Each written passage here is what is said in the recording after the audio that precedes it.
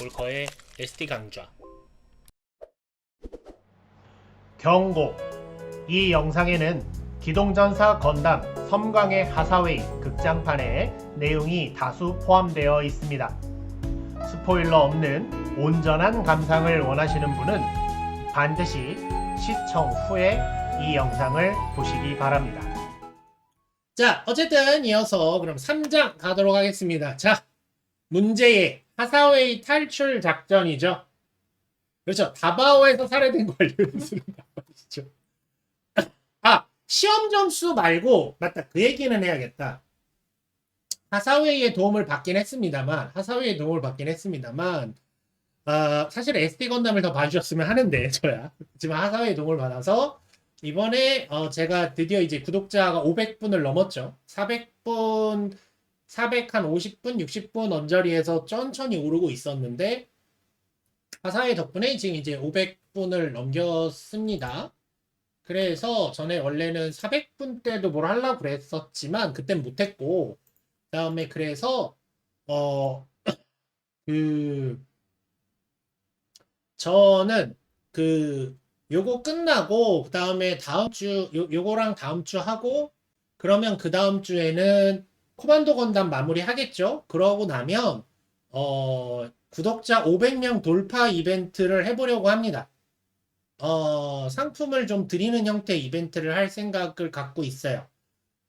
정확히 어떤 방식으로 할지, 지난번처럼 추첨으로 할지, 뭐 어떻게 할지, 추첨이 근데 가장 편하긴 해요. 그 뺑뺑이가 재밌기도 하고, 그래서 아마 그렇게 할 것 같긴 한데 해서, 그 지난번 월드 히어로즈의 중복 카드들을 포함해서 어쨌든 몇 가지, 뭐 그렇게 제가 돈이 없어서 제가 뭐 돈을 버는 건 아니어서 뭐 많이는 없지만, 지난번에도 어쨌든 300분 돌파 겸 새해 기념 때에도 그래도 한 상품을 한 67개 정도는 제가 붙였거든요. 그래서 어떻게든 이번에도 한 10종류 정도는 제가 준비를 해서 그렇게 하는 이벤트도 할 예정에 있습니다. 그래서 어쨌든 기대해 주시면 감사하겠습니다. 이런 거 풀까요?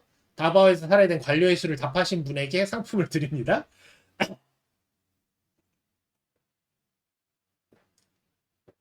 그렇게 했다면 큰일 나겠죠? 자, 그러면 실은 미리 말씀드립니다. 이 3장은 조금 아니야, 그렇게 길지는 않구나. 자, 3장 그러면 시작하도록 하겠습니다. 자, 그럼 이어서 3장입니다. 3장 하사웨이 탈출 작전입니다. 시작할게요. 자, 펜을 좀 꺼내고. 자, 그리고 그날 새벽이 됐습니다. 하사웨이는 잠이 들었고, 하사웨이는 이제 잠이 든 상태에서 그날 새벽, 동료들은 빠릿빠릿해요. 일단 마푸티 이 조직의 장점이 뭐냐면 까라면 깝니다. 이 조직의 장점은 그거예요. 일단 확실한 장점은 그럼 해요. 이건 확실한 것 같아요. 그래서 그날 새벽 하사웨이의 탈출을 위한 이른바 가짜 공격이 시작되게 됩니다. 그들의 얘기에서 대충 알 수 있는 정보는 뭐 다른 건 여러분 보시니까 다 아실 것이고, 기존의 킴벌리 부대에 대응을 한 15분 정도 걸렸으니까 한 10분 정도 난동 부리고 이탈하면 된다. 뭐 이런 식의 작전이었죠. 아시다시피 이제 마푸티의 주력 모빌 슈츠는 메사고, 그 다음에 그들이 타고 있는 서브 플라이트 시스템은 가르세종이죠. 참고로 이 서브 플라이트 시스템이 특히 요 섬광의 하사회에서는 많이 등장하기 때문에 많은 분들이 많이 이번에 익숙해지시지 않을까 싶습니다. 어쨌든 그런 작전이었고요. 가오먼이 나오죠, 드디어. 제가 이제 뭐 가오먼, 가오마 뭐 어떻게든 불러도 되는데 이렇게 나오게 되고, 자, 그래서 이제 전투가 시작이 됩니다. 제가 약간은 조금 밝게 보정을 하긴 했는데도 잘 안 보이죠. 그러나 보시면 알다시피 요게 이제 화면이 어두워서 참 그런데 요게 이제 메사예요. 가오먼이 탄 메사고, 여기서 오자마자 바로 미사일을 쏩니다. 이거 여기서 쏜 게 아니라 여기서 쏜 거죠. 그래서 다바오군이 굉장히 빠르게 반격을 해요. 나오자마자. 나오자마자 굉장히 빠르게 반격을 시작을 한다. 그래서 뭐가 좀 달라졌다라는 인상을 준다고 말을 하는데 우리는 사실 그 앞단계를 못 봐서 몰라요. 기존에는 어땠는지 우리는 본 적은 없잖아요. 말로만 들은 거지. 게다가 여기서 되게 핵심은 뭐냐면 그렇죠. 가오마는 그 친구죠. 가오마유세 다이나제논. 그래서 내가 헷갈렸나 보다. 자, 아마 이따가 표기도 가오마로 돼 있을 것 같긴 해. 지금 순간 생각해보니까. 밤에 생각해가지고. 자, 이어서 갈게요. 가오먼으로 바꿀게요. 어쨌든. 자, 이때 가오먼이 보통 썼던 전략이 뭐냐면, 자, 이게 시가지죠. 이게 앞쪽을 보고 있고, 시가지를 방패 삼아서 이렇게 하는 건데, 이번에는 그럼에도 불구하고 그거와 상관없이 공격을 합니다. 오로지 그러니까 시가지가 박살나건 말건 이 밑에 일반 시민들 살고 있거든요. 신경 안 써. 너만 잡는다. 라는 식으로 마프티의 사살과 생포에만 전념한 모습으로 바뀌어 있었습니다. 이것이 케네스의 지휘 스타일인 건데 이게 정말 놀라운 게 뭐냐면 여러분 케네스 여기 도착해서 하루 지났어요. 하루. 정확히 말하면 반나절 지난 거예요. 이게 아무리 좋게 봐서 아침 일찍 도착했다고 가정을 하더라도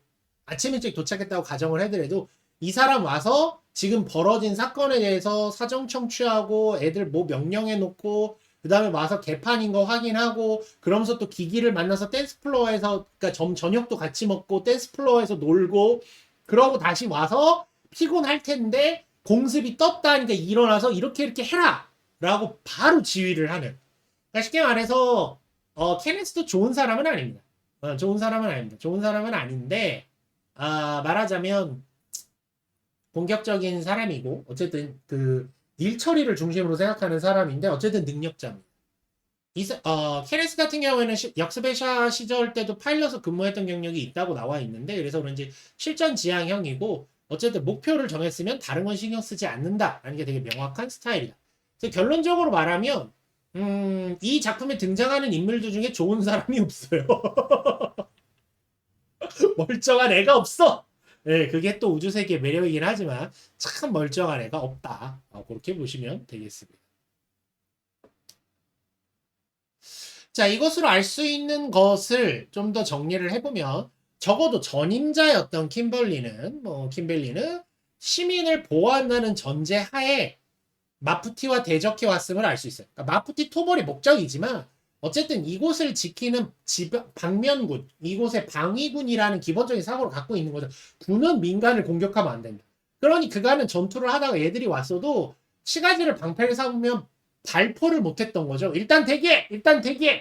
네, 이런 식으로 한 거죠. 어떻게 보면은 킴벌리가 또 참 군인이긴 한데 근데 또 그렇게만 볼 수 없는 게 2부 가면 또 킴벌리가 또 그런 삽질을 하기 때문에 그냥 킴벌리란 사람이 적어도 여기선 그랬다 정도로만 알아두시면 됩니다. 그러니까 생각을 하면 킴벌리 왜 15분씩 걸렸냐? 공습이 울리면 시민을 일단 대피를 시키고 그 다음에 출격을 하니까 출격 속도가 느리죠. 그 다음에 시가지를 방패로 삼으면 공격보다는 일단은 밀어내도록 하는 걸 했겠죠. 밀어내기를 중심으로 대응을 했을 것이니까 당연히 밥이었겠죠. 이쪽은 뭐 죽자사자하고 덤비는 쪽이고 왜냐면 이 테러 집단 입장에서는 걸리면 난 죽는 거잖아요. 그러니까 이쪽은 죽자사자 하는 거고 근데 이쪽은 어쨌든 뭐 적당히 뭐 대기도 하고 뭐 공습도 하고 대피가 완료됐습니다. 그럼 출격 뭐 이랬을 거 아니에요. 그럼 시민들이 이게 생각해보세요. 한국처럼 전시 상황인 나라여서 민방위 사이렌이 이렇게 울며 갑자기 사람들이 막 건물 밑으로 숨고 막 전철로 들어가고 이런 나라가 아니잖아요. 여기는 그냥 산다고 사는데 갑자기 들어도 뭐야 저거 뭐야 막 이러고 있고 실제로 뒤에 나오지만 대피하는 모습들도 어떻습니까? 체계적이지 않잖아요. 네, 그런 상황이니까 얼마나 더뎠겠어요. 그런 상황에서도 15분, 20분 안에 출격을 했다는 게 꽤 빠른 거죠. 물론 원칙적으로는 원래대로라면 전시 상황이라면 여러분 한국에 계신 남성분들은 대부분 아시겠지만 5분 대기조가 나갔어야죠. 그 정도는 또 안 됐다라는 걸 알 수 있을 것 같습니다. 그러나 케네스는 그렇죠. 그 밤한개님 말씀하신 것처럼 냉혈한이죠. 희생이 나건 말건 일단은 빠른 진압을 목표로 한다. 즉 진압을 위해 발생하는 희생은 어쩔 수 없는데 빨리 진압하면 오히려 희생의 전체 총량은 줄어든다라고 생각하는 사람입니다. 그게 나중에 가면 이제 가우먼을 인질로 사용하는 데서도 드러나죠. 어쨌든 최소한의 희생은 있을 수밖에 없는데 가급적 줄이면 된다. 이런 생각을 갖고 있는 거고. 그렇기 때문에 하사웨이가 세웠던 탈출 작전은 그 자체가 애초에 한계가 있는 거예요. 케네스 상황에서는 불가능한 작전이었던 거예요. 이미 이 시점에서. 네, 이렇게 생각하시면 됩니다. 자, 한 번 자고 있다가 깨죠. 깹니다. 지 구하려고 이제 타고 있는데 자고 있었어요. 어쨌든 뭐 피곤했겠죠. 시계를 보면 새벽 2시 30분인가? 새벽 2시쯤 됩니다. 새벽 2시 좀 지나서 깨게 돼요. 그러고 나서 여기가 구도상 보면 지금 하사웨이가 있는 호텔이 크게 있고 그 옆에 동급의 호텔이 하나 더 있는 구조였는데 좀 떨어져 있죠. 생각보다 떨어져 있지만 간단히 그림 이런 구조였는데 이게 A 빌딩이고 이게 B 호텔이면 일단 B 호텔부터 공격을 합니다. B 호텔부터 박살을 내요. B 호텔을 박살을 내고 그걸 보고 다음 공격은 어딥니까? 자기가 있던 호텔도 옥상 부분을 한 대 때려줘라고 자기가 명령해 놨잖아요. 그러니까 뭐입니까? 튀어야죠. 튀어야죠. 원래대로면 하사이가 졸면 안 돼요. 원래대로 하사이가 좀 있다가 이런저런 핑계를 대고 라운지쯤에 내려가 있었어야 돼요. 그게 맞는 거예요. 근데 얘도 얼치기지 어떻게 보면. 다음에 그래서 기기를 깨워서 함께 호텔을 탈출하게 됩니다. 자, 이제 기기를 왜 깨웠냐라고 질문하시니까 하시는 얘기긴 한데, 일단은 기기를 깨우지 않았으면, 글쎄요, 만약에 그랬다가 기기가 만약에 살아남았는데, 기기는 이런 일을 한 사람이 하사웨이라고 생각하고 있죠? 하사웨이라고 생각하고 있죠? 그러니까 다 불었겠죠. 그런 공포 아래선 부를 수도 있어요. 뭐 그런 것도 있을 것이고, 일단은 하사웨이가 본인을 여기서 되게 잘하고 있는 게 뭐냐면, 사실 잘한 부분도 있어요. 답답하지는, 여기까지는 괜찮습니다. 뭐냐면, 요거를 내가 추가했구나. 그 뒤에 사실 나왔던 내용인데, 뭐가 있냐면, 자, 기기를 깨우면서 그래요. 기기가, 이거 너가 한 거 아니야? 라고 얘기를 해요. 기기가. 이거 하사웨이가 하는 거 아니야? 그랬더니, 뭐라 그러냐면, 마프티는 조직이다. 나도 다 모른다. 이거는 진심이기도 할 거예요. 자, 이걸로 거짓말을 했어요. 자, 하사웨이가 여기서 잘한 건, 기기는 거짓말을 압니다. 기기는 거짓말을 알아요. 자, 들어봐요. 기기는 거짓말을 알아요. 눈치채요. 그러니까 마프티는 조직이라 나도 다 모른다라는 건 사실이죠. 사실을 가지고 거짓을 친 거예요, 지금. 사실을 가지고 거짓을 쳤고 그걸 통해서 뭐냐면 만약에 기기가 살아남더라도 미키가 살아남았을 때 하사웨이는 최소한 관련이 없다. 이 짓은 내가 한 게 아니다 라고 심어 놓은 거예요, 생각을. 저는 여기까지는 괜찮았다고 생각합니다. 노을님께서는 이제 답답해 하시는 분들은, 거기서 기기 죽여버리지 하시지만, 뭘로 죽이겠어요? 지금 하사웨이가 총이 있길 하나요? 칼이 있기를 하나요? 죽일 만한 수단이 없어요. 지금 하사웨이한테 특별히. 네, 특별히 그럴 수단이 없고, 네, 특별한 수단이 없고, 그 다음에, 중요한, 또 추가적으로 얘기를 하면, 여러 가지가 있죠. 혹시라도 어쨌든 하사웨이가 여기 그것도 있을 거예요. 기계한테 그렇게 미움받고 싶지 않다? 이런 것도 아마 있었을 겁니다. 그래서 어쨌든 그렇게 탈출을 하게 됩니다. 그 과정에서 엘리베이터 앞에 가서 이제 고관과 어떤 뭐 비사를 만나게 되는데 엘리베이터로 탈출해도 되냐 말이야. 여기가 32층인가 그렇죠. 되게 높은데 되냐 마냐 할 때 갑자기 기계가 하사웨이 손을 딱 잡고 엘리베이터로 뛰어들어요. 자, 그래서 왜 이런 일이 벌어졌냐 하면 둘이서 속닥거리죠. 기기는 이거 네가 한 거니까 네가 한 거니까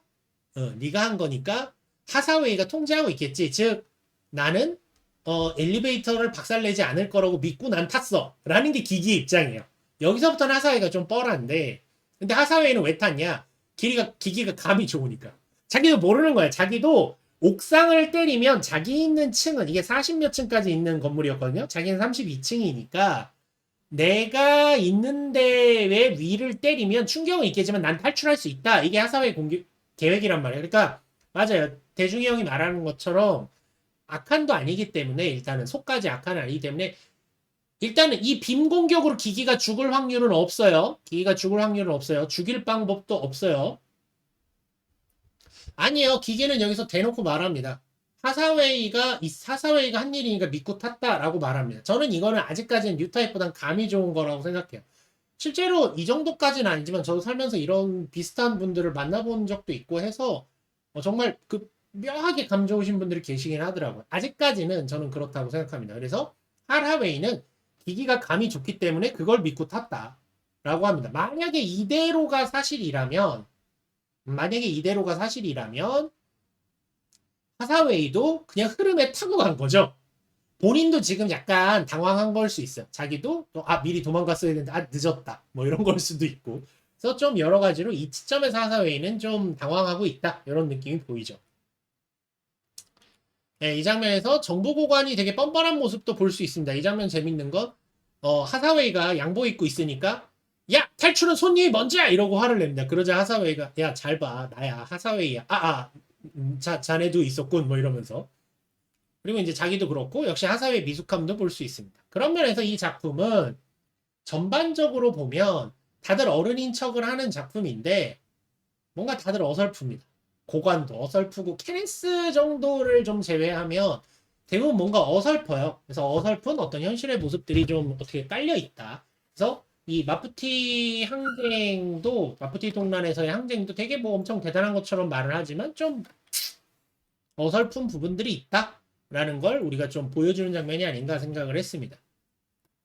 자, 그렇게 해서 어쨌든 하사웨이는 원칙대로 자기가 탈출하려던 지점까지 왔어요. 원 계획에서는 여기서 차 타고 빠이빠이 하면 끝납니다. 빠이빠이 빠이빠이야.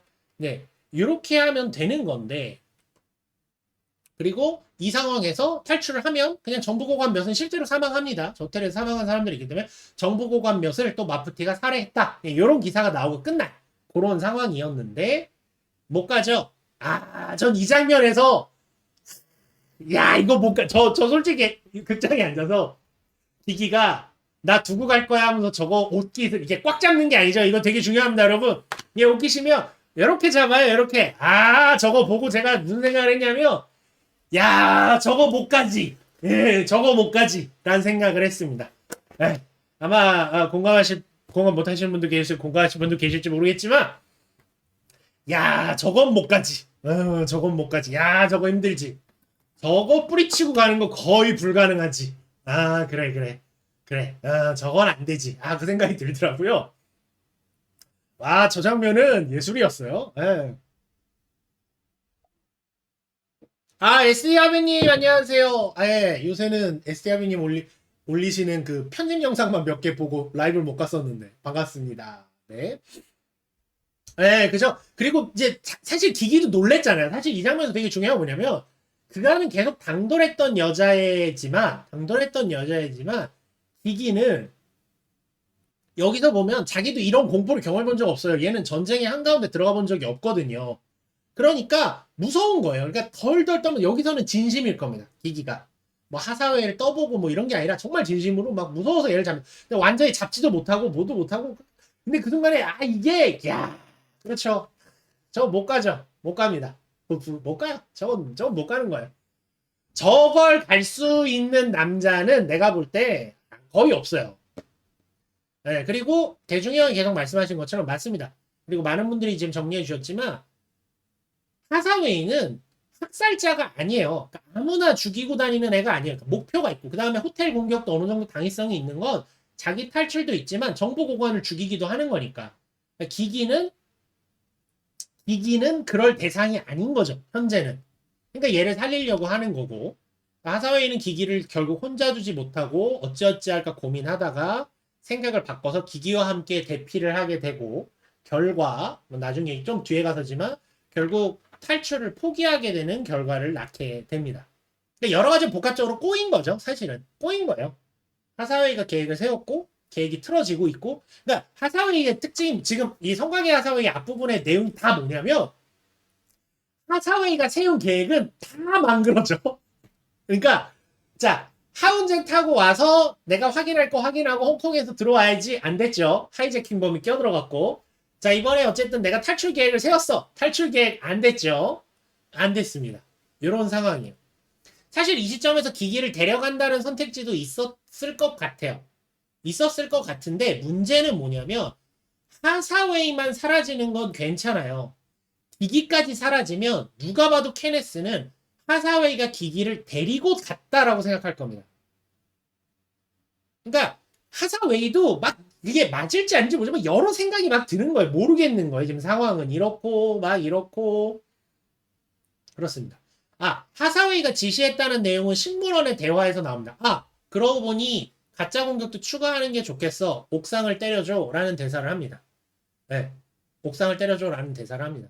그래서 그거는 하사웨이가 있어도 위험하지 않냐? 아니야, 내가 묵는 곳은 32층이니까 옥상만 공격하는 건 괜찮을 거야 라는 대사가 식물원에서 조직원들 만날 때 나옵니다. 다시 보시면 아마 딱 들리실 거예요.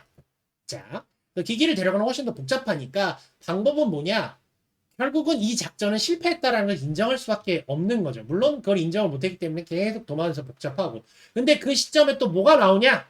하사웨이의 머리 위를 지나가는, 이제 여러분 다 소리 알죠? 제가 효과음 들으라고 한 거 아셨죠? 전 여기서 일본에서의 평가는 거의 고질라나 킹기도라가 나올 때 괴수의 소리 같다라는 평가들이 되게 많습니다. 저는 어느 정도 동의합니다. 그래서 뭐 이런 소리를 내면서 위에 신형 MS가 확 지나가죠. 그 움직임을 보니까 하사웨이는 알게 되죠. 저거 크시랑 비슷한 거 좋네. 저게 신형이라면 에너하임이 저질렀다는 거다. 라는 대사를 딱 칩니다. 네, 그 대사를 딱 칩니다. 딱 쳐요. 에너하임이 뭘 저질렀을까요? 신형 건담이 있네. 하사웨이 넣어줄게. 하사웨이 넣어주니까 케네스도 줘야지. 뭐 이런 거죠. 내가 가진 건 너도 주고 나도 주고, 네가 이기면 네 편에 붙고 네가 이기면 네 편에 붙을 거야. 왜냐면 난 가장 내가 소중하니까. 이게 에너하임입니다. 요걸 저지른 거예요. 세상에서 가장 소중한 건 나니까. 조금 더 정확히 말하면 사실은 에너하임 내에서의 파벌 싸움이기도 합니다. 저 두 기체가 좀 더 메카닉 설정으로 깊게 들어가면 두 페넬로페와 크시는 제작된 공장이 달라요. 하나는 그라나다에서 제작이 됐고 하나는 폰브라운에서 제작이 됐습니다. 그러니까 에너하임 일렉트로닉스사 안에서도 여러 가지 기술이나 이런 게 돌고는 있겠지만 서로 생각하고 있는 방향이 달라서 그럴 수도 있습니다. 그러니까 에너하임 일렉트로닉스도 한덩어리다라고 보기는 어렵습니다. 그걸 보여주었던 것이 좀 인용하기 싫지만 유니콘에서 있었던 장면들이죠. 유니콘에서도 에너하임이라고 해서 다 같은 생각을 하는 건 아니라는 걸 보여주기도 했었습니다. 하여간 그런 대사를 치면서 계속 쫓아가죠. 자, 이 시점에서 또 망한 거예요. 자기가 페넬로페의 성능을 알잖아요. 어느 정도 감이 있잖아요. 나는 크시를 보고 왔으니까. 크시 건담 보고 왔단 말이에요. 크시 건담 보고 이것만 있으면 연방 정부들을, 정부 고관을 공격할 수 있어! 이런 자신을 갖고 딱 왔는데 어이씨 똑같은 거 있네? 뭐예요? 가오몬 큰일 났다. 가오몬은 끝났다. 이게 보이는 거죠. 네, 이 작전은 망쳤다. 보이는 거고. 그렇게 해서 도망가는 걸 계속해서 쫓아가면서 이제 피난 인파 속으로 들어가야 되는데 마프티 조직원이니 빨간머리 여성분, 이름은 에메랄다인데 이 친구가 이런 생각을 합니다. 이 상황 마음에 안 든다. 당신의 약점이 나온 것 같은 기분이 든다. 아마 이 약점은 아까 여러분들이 얘기하신 그런 걸 거예요. 아직 테러 조직의 수장으로서의 마음가짐이 없어요, 얘가. 네, 마음가짐이 없어요. 확 잡혀있지 않아요. 그리고 그럴 때 확 뭘 결정하지 못합니다. 어떤 의미로 위에서는 기기를 죽일 수 없었어도 데려가서 죽여서 어디에 버릴 수도 있었을 수도 있어요. 혹은 뭐 죽인 다음에 시체를 그 전투 공간에 보내도록 조직원한테 시킬 수도 있어요. 이거는 단순히 여자 문제도 있을 겁니다. 여자한테 약하거나 그런 것도 있었겠지만 아마 평소에도 하사웨이가 뭔가 결정을 할 때 결단을 못 내리고 장고, 오래 생각하는 경향이 있었다라는 걸 옆에서 경험했을 수 있어요. 그럼에도 불구하고 여전히 하사웨이를 믿고 따를 만하다고 이 사람들은 생각합니다. 실제로 결속력 꽤 든든하죠. 나중에 봐도 그렇고. 그럼에도 불구하고 뭔가 하사웨이는 자꾸 뭔가 고민을 해. 뭔가 생각이 많아. 라는 거를 봤을 수 있다 생각합니다. 자, 결국 뭐 가오머니죠. 자, 여긴 제가 아예 수정을 할게요. 요거는 아예 다른 거니까 잠깐만요. 조금 수정하고 갑시다. 여러분들과 함께 진짜 제가 170페이지나 만들었다는 걸 보여드릴게요. 요거는 쉽지 않아요. 바꾸게 하면 돼요. 요건 편집해서 지워야지. 가오먼으로 바꿔요. 내가 이걸 하다가 다이나제논을 열심히 봤나봐요. 머릿속에 가오마가 너무 박혀서. 자, 어느새 바뀌었죠? 자, 여기 다 요 페이지 다시 들어오죠. 네, 제 방송에서는 종종 있습니다. 가끔 PPT 오류 나면 바로 고칩니다.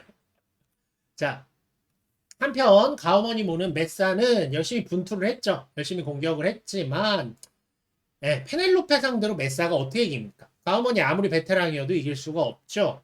그래서 레네이미 모는 신형 MS 12형 모빌 슈츠 페넬로페에 의해서 납포가 되고, 그렇죠, 안 나온 거예요. 그런 건 없어요. 납포가 되고 가오머는 결국 포로가 됩니다.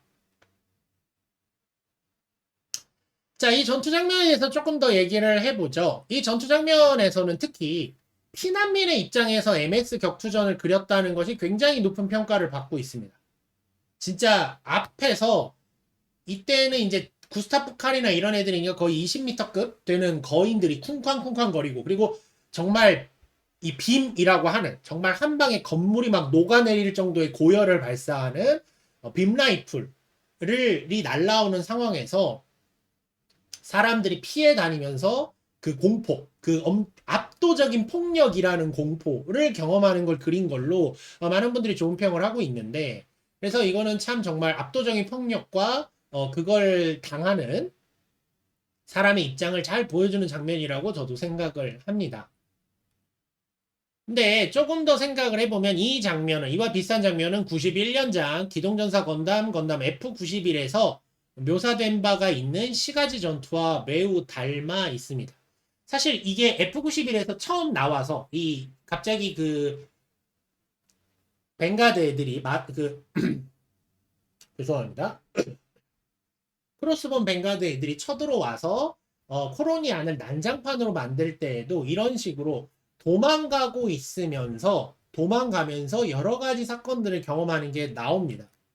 역사적으로 정확히 이 사건 자체는 17년 뒤죠. UC 123년에 이런 똑같은 일이 또 벌어지죠. 물론 이건 연방이 한 건 아니지만 그런 일이 또 벌어지는 건데, 전쟁의 공포가 영상 작품으로서는 죄송합니다. 여기 하고 갈게요. 영상 작품으로서는 91년에 이미 그려졌던 것이고, 그걸 이번에 또 새롭게 다시 그리면서 대표적으로 유명한 장면이 이거죠. 그 헤비건이 발표하고 있는 그 탄피의 머리에 맞아서 쓰러지는 어머니라던가. 예, 이 F91입니다. 예, F91. F91이 지금 와서 다시 보면 묘사들이, 그 전쟁에 대한 묘사들이 굉장히 디테일합니다. 정말 디테일이 엄청난데, 그걸 이번 섬광의 하사웨이에서 다시 한번 보는 기분이었어요. 그리고 정말 공포의 느낌을 되게 잘 그렸고, 생각해보면 거기서 싸우고 있는 애들은 우리가 그건 봤던 하면서 저 정도 움직임을 해야지 싶은 걸 하고 있는데, 그 밑에서 보고 있는 게 네, 엄청났던 것 같습니다. 하여간 전투가 끝나고요. 전투 설명은 좀 뒤에 드릴게요. 이대로 넘기나? 전투 설명 따로 드릴까? 자, 상황이 정리되니까 검은 말을 타고 현장에 나타난 케네스입니다. 요거는 감독이 대놓고 말했어요. 샤아랑 데뷔시키기 위해서. 샤아가 이때 백마 타고 등장하잖아요. 데뷔시키기 위해서 검정말을 태웠다.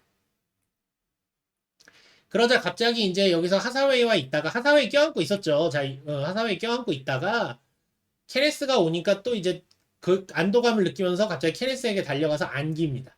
예. 아마 이 상황에서는 두 가지인데 그걸 거예요. 아마 기기도 하사웨이가 무섭다고 생각하고 있었을 수도 있어요. 하사웨이랑 같이 여기까지 도망쳐 왔지만 그랬고, 하사웨이는 또 자기와 같은 그거죠. 하사웨이가 같이 지금 똑같이 피해를 입은 상황인데, 케네스는 여기를 해결할 사람이잖아요. 이제 권한이 있고 파워가 있는 사람이에요. 자연스럽게 거기로 가는 그림인 건데, 네, 뭐 케네스가 말을 타고 온 이유를 대사로 치죠. 이것 봐, 말이 더 빠르다니까 라는 대사를 툭 치긴 하는데, 그런 건 필요 없고 그냥 샤 패러디입니다. 요거는 이제 그런 오마주죠. 이 장면에서 말까지 타고 나타났기 때문에 여기서 잠시 저 퀘스가 자기 버리고 샤한테 가는 장면이 떠오를 만하다라고 저는 생각이 들어요. 심지어 제가 그 기초편 캐릭터 설명편에서 얘기했었지만, 원래 케네스는 샤랑 똑같이 금발의 벽안인 캐릭터였습니다. 이번에 이제 약간 남미풍 캐릭터로 바뀌었는데, 만약에 그랬으면 진짜 트라우마 올라오지 않겠습니까? 똑같이 금발 벽안에 잘생긴 군인 남자가 말 타고 딱 왔는데 여자애가 떠나. 순간 움찔하지. 움찔하죠. 움찔하죠. 이 장면 잘 그렸다고 생각합니다. 참고로 기기가 케네스한테 가는 건 되게 자연스럽다고 생각해요. 절대 하사웨이를 버리고 케네스를 선택한 게 아닐 거예요. 이거는 하사웨이는 됐고 케네스 왔어 이런 느낌일 겁니다. 저는 그렇다고 생각해요. 이 장면에서는 그렇긴 하지만 하사웨이한테는 트라우마가 있죠. 트라우마가 있죠. 와, 저 장면은 지금 이렇게 사진을 붙여놔도 구도가 똑같아. 이야, 치사하다, 치사. 여기에 없는 거 아무로가 배대 뒤지게 하는 아무로만 없어요. 아무로가 있었으면 케네스가 날아갈 텐데 그것만 없어. 그런 식이다라고 이해하시면 되겠습니다. 그래서 아마 요번에 저도 그 생각을 했어요. 요번에 아마 금발이었던 케네스를 지금 노을님이 말씀하신 것처럼 원래 금발이던 케네스의 모습을 바꾼 이유가, 너무 초장부터 샤아 같아 보이는, 샤아의 느낌을 많이 주는 캐릭터보다는 약간 좀 물을 빼는 게 좋지 않을까라는 것도 아마 고민하지 않았을까라고 저는 생각을 해요. 그리고 뭐 일단 또 기기가 금발이니까 어떻게 보면 금발 캐릭터가 겹치는 것도 좀 눈으로 볼 때 아쉽기도 하죠. 예를 들어 지금 역스페셜을 보면 머리 색깔 참 알록달록하지 않습니까? 금발 아저씨, 빨간 머리 진저 아저씨, 파란 머리 아저씨, 하사웨이는 흑발이니까. 아 이렇게 머리색이 세 종류나 있어요. 요런 느낌이 아마 그림상으로도 아마 고민을 했을 것이고 라는 생각도 좀 들긴 했습니다. 자, 그 뒤에 이제 페넬로페가 착륙하는 걸 보죠. 연방군의 신형 모빌 슈트 페넬로페와 그 조종사 렌에임과 만나게 됩니다. 이 장면에서 개인적으로는 그 생각을 했어요. 예, 얼리님이 얘기하신 그 대사인데 그 장면 보면서 하사이가 흠칫 놀래잖아요. 근데 그 순간에 제가 무슨 생각했냐면 너 이거 똑바로 하면 여기 이 아저씨가 이 아저씨가 그 뭐라 갑자기 말이 안 나오지? 너 혼내킬 거야? 뭐 이런 거 하시는 거 있죠? 엄마들이 애기 달랠 때. 야, 이 아저씨가 이놈 할 거야. 이놈이 안 나왔네. 너 자꾸 그러면 이 아저씨가 너 이놈 한다? 약간 이런 느낌이었어요. 네, 이놈 한다? 맞아. 여러분, 감사합니다. 갑자기 안 나올 때가 있어요. 이놈 한다? 그 느낌이었어요. 그 느낌으로 좀 말하는 느낌이 있었다.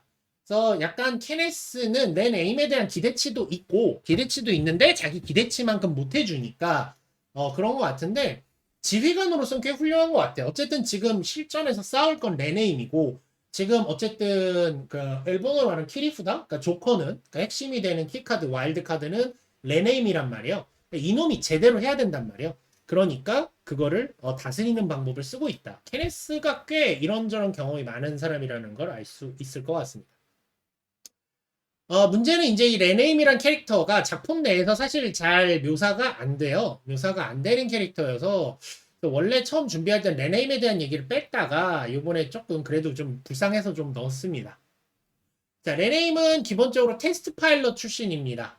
성적이 되게 좋았다고 하고요. 그러니까 테스트 파일럿을 잘한 거죠.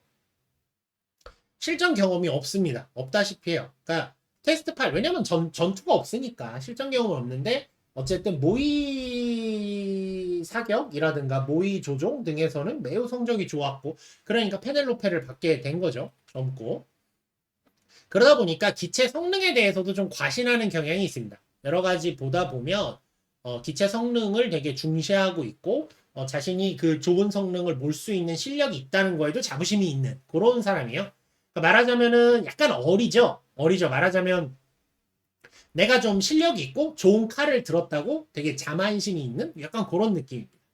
그래서 이제 요 밑에 요 그림 마침 딱 얼리님도 얘기하시지만 대장 우린 출격 안 합니까? 막 이런 소리를 듣죠. 근데 레네임은 아마 대장으로서 뭘 할 생각은 없는 것 같아요. 묵묵히 페넬로페만 바라보고 있습니다. 이건 뭐였냐면 그 장면은 난 어차피 쟤네 안 믿어. 부활하고 있는 애들 안 믿어. 쟤네로 못 이겨. 내가 페넬로페랑 나만이 저들을 이길 수 있어. 이런 생각이 있기 때문에 나중에 크시와 1대1을 하는 겁니다. 이걸 알 수 있는 점이 일단 정정당당히 승부하려고 하죠. 작전인데 사실 군인이잖아요. 정정당당히 승부할 필요가 뭐 있어요. 가우먼을 인질로 사용하더라도 이기면 장땡이지. 그런 생각을 못합니다. 못하고 그 다음에 작전과 승부를 그래서 구분하지 못합니다. 레네임이 거기서 해야 되는 것은 인도네시아 해역 그거는 이제 다음 주에 얘기하게 되겠지만 그 크시와 페넬로페 전투에서 크시를 잡던가 최소한 피해를 입혔어야 돼요. 그리고 마푸티 그 세력들에 대해서 이런 걸 잡았어야 되는데 그런 걸 못한 거죠. 그리고 페넬로페에 대한 애정이 있습니다. 크시를 간다무 모토키 가짜 건담 흉내낸 것이라고 말하는데 이건 좀 조심스럽지만 설정상 페넬로페 쪽이 가짜입니다. 나중에 오디세우스 건담이란 설정 원래 소설판 오디세우스 건담이 안 나오고요. 그 안에 소차된 오디세우스 건담은 나중에 설정집에서 추가된 건데 건담이라고 부르고 있긴 하지만 형식 넘버랑 에너하임 그 개발 넘버링상 건담이 아니에요. 건담을 개발하기 위한 전 단계인 거지 건담이 아닙니다. 공식적으로. 그런데 본인 건 건담이라고 굳게 믿으면서 상대편도 건담일 수 있잖아요. 그거는 받아들일 수 없는 거죠. 네, 그런 식의 대사들이 나오고 있습니다. 그래서 역시 부하들에게 인정받지 못하고 있죠. 아마 케넨스보다 일찍 왔어요. 언제부터 와 있었는지 모르겠는데 일찍 와서 계속 테스트 플레이 하는 걸 부하들이 봤을 거란 말이에요. 그런데도 신뢰하지 못한다는 건 기체 성능이 좋은 거지 제 실력이 좋다라고 믿지도 못하고 뭔가 리더로서의 역할이 없는 것 같습니다. 왜냐면 확실히 느끼고 있는 게 뭐냐면 나중에 그 다음 주에 결국 얘기하게 됐지만 5장쯤에서 나오겠지만 5장에 가면 다 나오는 전투에서 보면 얘가 어쨌든 현장 지휘관 역할이에요. 아무리 봐도 대장이란 말이에요. 근데 자기 부하들한테 무선으로 명령하는 씬이 단 한 씬도 없습니다. 아무리 미노프스키 입자하라 하더라도 명령을 내릴 체계가 있고 수신호가 있고 뭔가가 있을 텐데 부대를 지휘할 생각이 얘는 없어요. 말하자면 갓 임관한 소위 같은 그런 느낌입니다. 전혀 없어요. 그런 걸 보면 정말 파일럿으로만 전개하고 있다. 네, 과묵한 던전이 설정상 맞습니다. 페넬로페가 먼저 시범기로 나왔고 그거의 완성형이 크시가 됩니다. 네, 그런 식인 거죠. 그래서 이는 레네임의 한계이기도 한데요. 레네임도 성장을 합니다. 나중에 2부, 3부 가면 지금보다는 좀 성장을 합니다. 그래서 어떻게 보면 앞으로 성장할 여지가 있다라는 걸 보여주는 점도 있긴 있다라고 보시면 될 것 같습니다. 자, 어쨌든 이렇게 해서 끝나는데, 자, 이렇게 끝나면 좀 아쉽죠? 자, 요 공습 장면, 이 하사웨이 탈출을 위한 공격에서 있었던 MS 전투 장면에 대해서 조금 이해를 하고 가도록 합시다. 자, 메사나 구스타프 칼과 같은 기체들은 분명히 공중전을 합니다. 공중전을 하는데 그 방식이 점프 기동입니다. 레빗 배틀이라고도 얘기하기도 하고 여러 가지 용어들이 있긴 한데 어쨌든 점프 기동을 기반으로 해서 공중전을 합니다.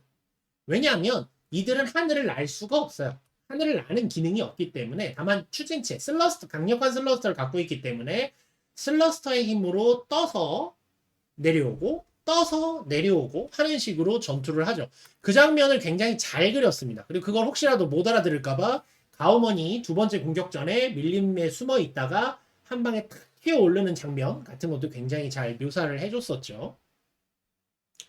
자, 그래서 이 구스타프 칼에게는 서브플라이트 시스템 테사리아가 있고 메사에겐 가르세종이라는 서브플라이트 시스템이 있는데 기본적으로 그래서 이 여기 대기권 내 전투에서는 이 서브플라이트 시스템이 매우 중요한 겁니다. 이걸 이용해서 장거리 이동을 일단 하고요. 그 다음에 어차피 떨어지면서 하는 공중전이기 때문에 작중에서 나오지만 가르세종이 굉장히 고고도로 올라가서 여기서 떨궈줍니다. 그러면 일단 최초의 추진제를 사용하지 않아도 되죠.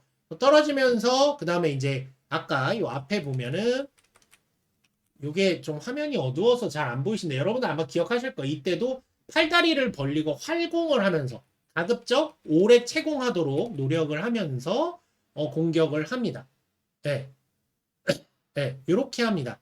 그래서 요 가르세종에서 하고 나면 내려오고 뭐 다시 바닥에서 올라가기도 하지만 아니면 또 C가 아니라 SFS가 와서 다시 또 발판이 돼주고 뛰어오르고 이런 식으로 이제 전투를 하는 거죠. 그럼 뭐 누가 물어볼 거예요. 가르세종 위에 그냥 타서 공격하면 안 됩니까?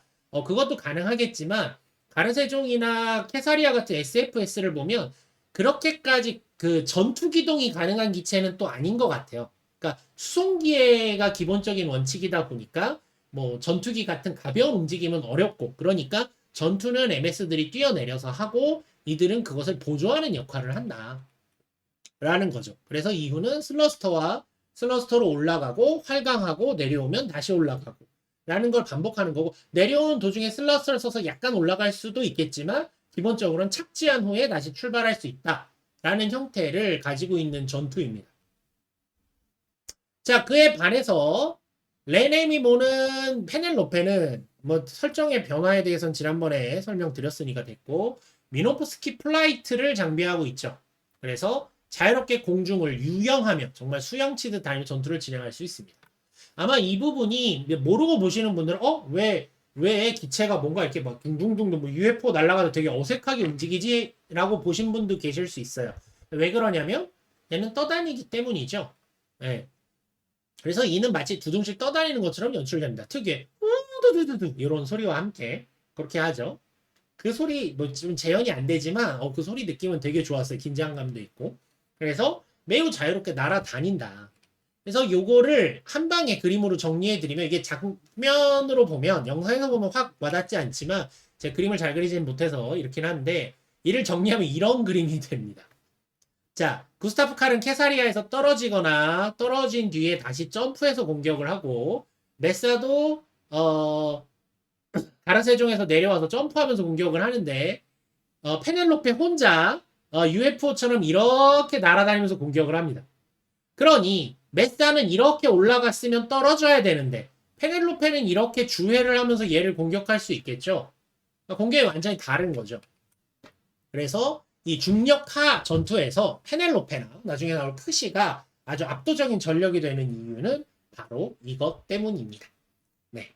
이렇게 해서 일단은 요 장면에 요거가 이제 또 너무 사람 중심으로 그려지다 보니까 이 장면의 전투들에 대한 이미지를 확 이해하지 못하신 분들도 계셨던 것 같아서 그 부분까지 정리해 드렸습니다. 네. 자, 이걸로 3장이 마무리되었습니다.